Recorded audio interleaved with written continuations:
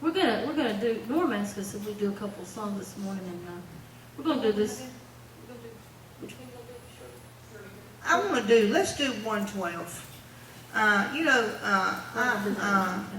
She's not up to the other one, Norm. We're gonna have to say that. I always think about, Brother Tony, and I always think about, the songs that Gary wrote and all this. I remember one year at Charity, we had to do some songs that he wrote and to honor him, and this is one of my favorites, and that he wrote. I'm just so thankful that we can sing about the blood, and the blood is what got us in, what helped us, what saved us.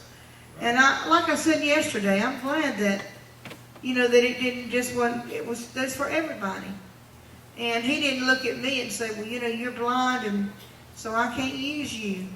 Or if any other handicap, he didn't look at you and say, I can't use you, but he gives you a will, a free will, and he says, I'll just use you, and if you just make yourself available.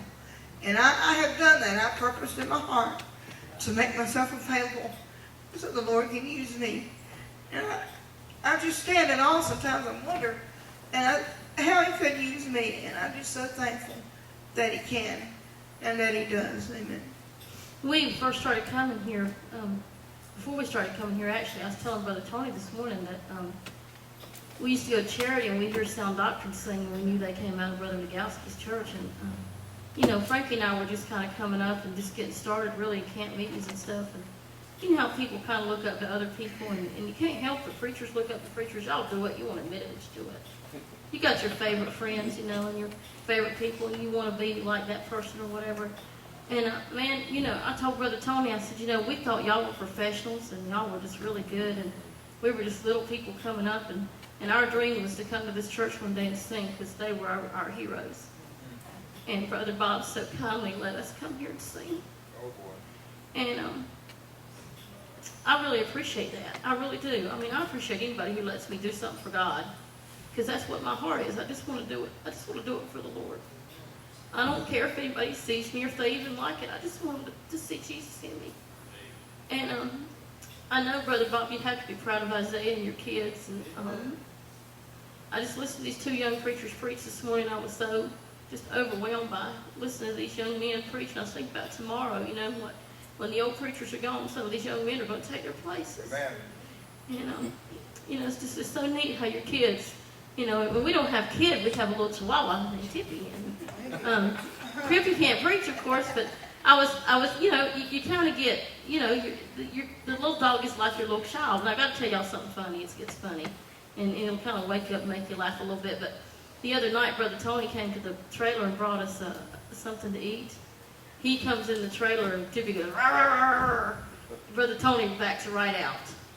I told Tippy, I was holding Tippy this morning, and I was kind of loving on him a little bit before before we left him in the trailer. And I said, Tippy, I said, you're just a little bitty chihuahua.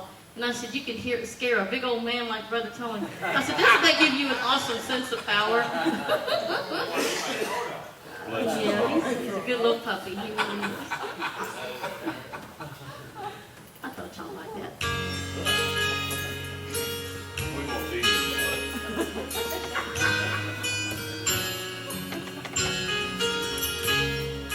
One dark night in Egypt, a fearful time had come for one little Hebrew boy who was his father's firstborn son.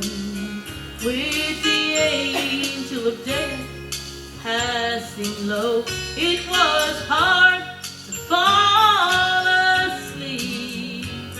But one little lamp stuck in his mind as he lay there counting sheep. He wondered why this young lamb had to die, why its blood was on the door. Through the wind and the rain, would it still remain? He wanted to be sure.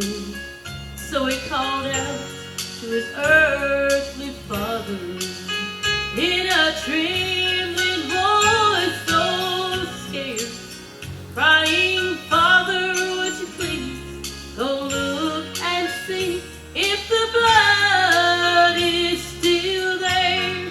And he said, son, now don't you worry, for the blood is there to stay. The winds may blow and the rains may fall, but it just won't wash away. The blood will stand the raging storm instead of blood with loving care. Stay secure, you can rest assured that the blood is still there.